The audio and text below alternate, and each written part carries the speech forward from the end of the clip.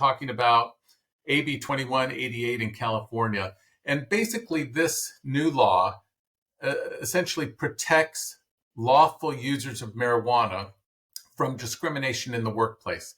So an employer can't act on the result of a drug test that shows the quote unquote non-psychoactive metabolite of cannabis. And so there's a lot of confusion about this. It seems to indicate that employers can't use urine testing or hair testing because those two testing technologies rely on detecting the metabolite of the drug. But with many oral fluid tests, we're detecting the parent drug, right, Brian? So there is a difference there that would perhaps give employers who want to continue testing for cannabis in California and Washington the option of using oral fluid and being able to continue to test for marijuana. Yeah, that's absolutely right, Bill. So just for the audience and the understanding of the difference between these forms of drugs. So marijuana basically is in its parent form, the form when someone smokes it or does has an edible or consumes it in some other way. The delta 9 THC is the parent form of THC. We call that the psychoactive form of the drug. It's the form that gives you the high. And so when someone ingests that cannabis, that marijuana product, the first thing that hits the bloodstream is parent THC. It's the psychoactive form of the drug, right? And so that's what you find in blood. That's also what you find in the oral fluid sample. However, when the body processes that delta 9 parent THC, it goes through the bloodstream, goes through your system, ends up being processed through the liver and into the bladder. And by the time the body breaks that drug down, it breaks it down into metabolites. Think about it kind of like your Pac-Man, right? Where it's chewing on something, and by the time it gets to the end, it's a different form. And so that's the metabolite that ends up in urine, and it ends up in a concentrated form. We call that the carboxylic acid form of THC. And so that's what ends up in urine. It also is what you find in hair. The thing that's unique about it is that is indicative of past use.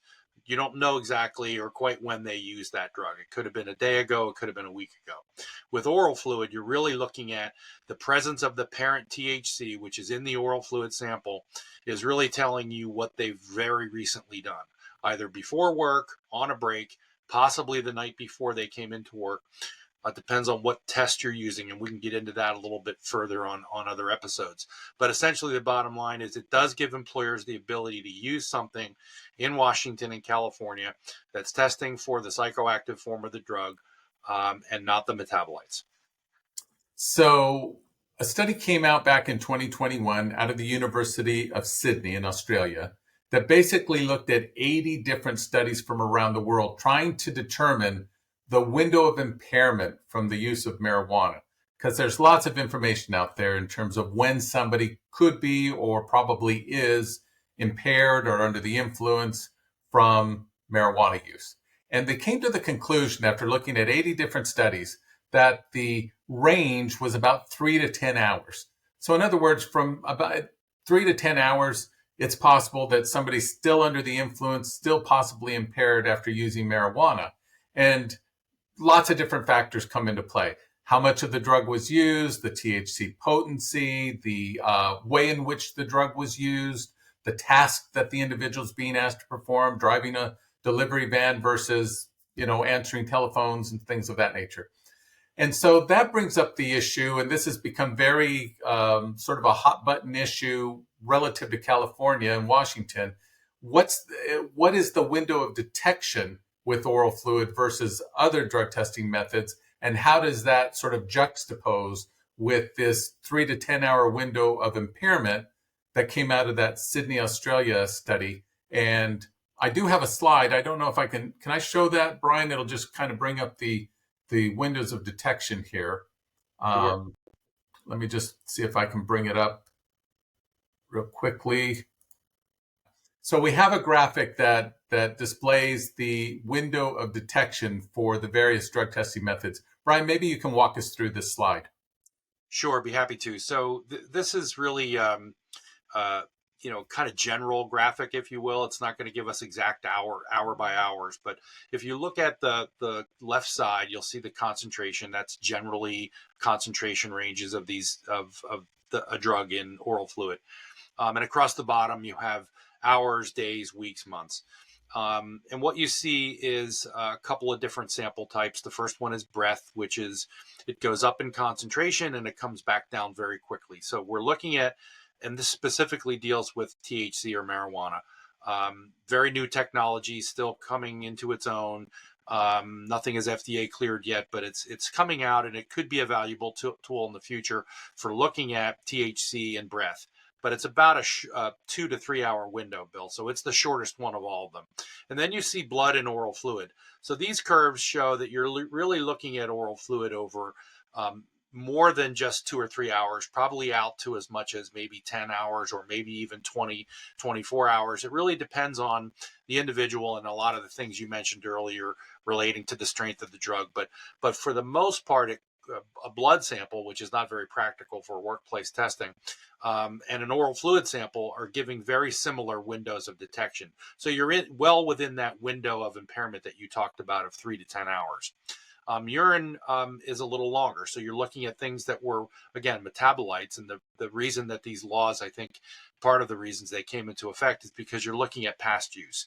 You're looking at what could end up being a week later. Someone has the metabolite in their urine sample. It's not indicative of what they did yesterday or over the weekend or at that concert on a Friday night, for example.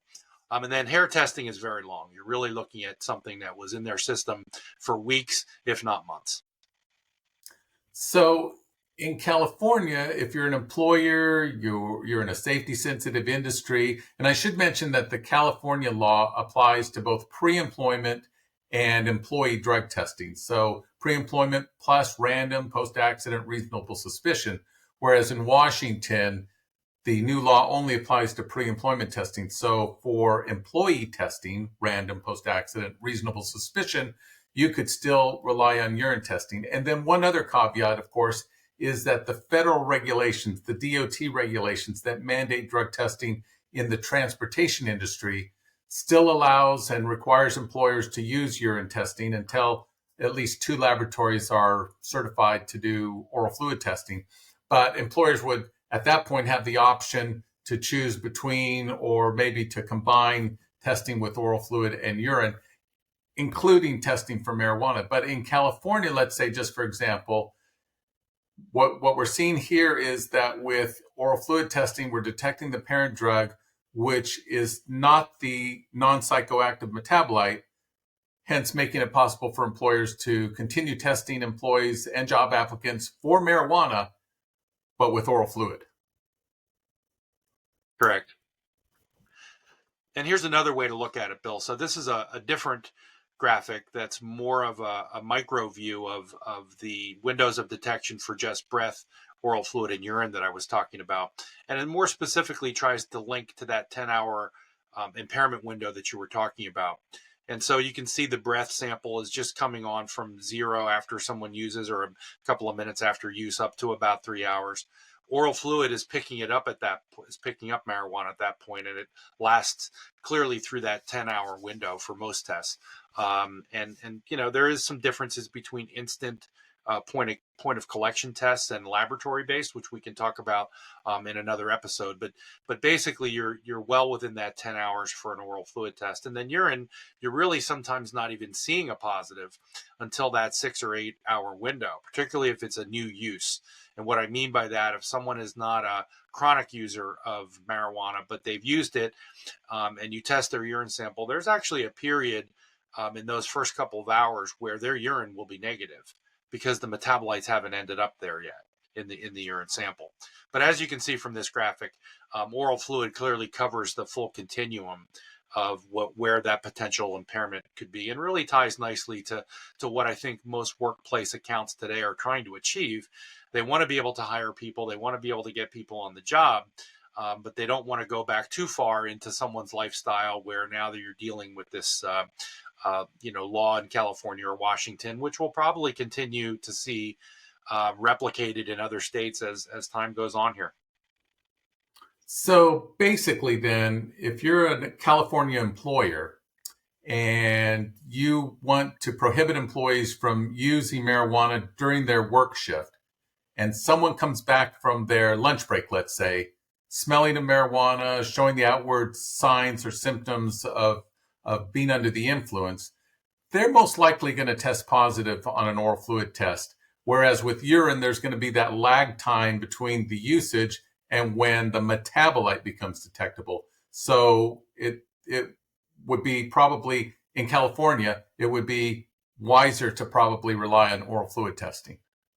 Yeah, most definitely. And I think that that point that you made about someone smelling or looking like they're high, those observations by an employer should definitely be documented. I mean, it's really good practice to link your what you're observing and what you hear from that person in terms of visual signs and symptoms and those sort of things with the result of a drug test. It's just going to stand up even better for you if you had to defend it. Excellent. Thank you, Brian. That clarifies a lot of what I think is misinformation or confusion about drug testing in California. Of course, these are new laws in California and Washington. There are probably going to be all kinds of questions continue to be asked and maybe even some legal challenges going forward. Maybe lawmakers in those two states will add addendums to these laws to clarify, to make it easier for employers to comply with the laws. But at least as it stands right now, the way those two laws are written, it would prohibit testing or relying on a test result to make some type of employment related action like not hiring someone or disciplining an employee if you're doing it based on a test result that simply identifies the non-psychoactive metabolite, as opposed to oral fluid or breath where you're detecting the parent drug itself, which means that they used the drug fairly recently. If you have more questions about drug testing in California and Washington, please contact the Current Consulting Group. You can visit our website at currentconsultinggroup.com, and we will be happy to respond to any questions that you have. And that brings to a close another episode of Currently Speaking, the podcast of the Current Consulting Group. Thank you for joining us.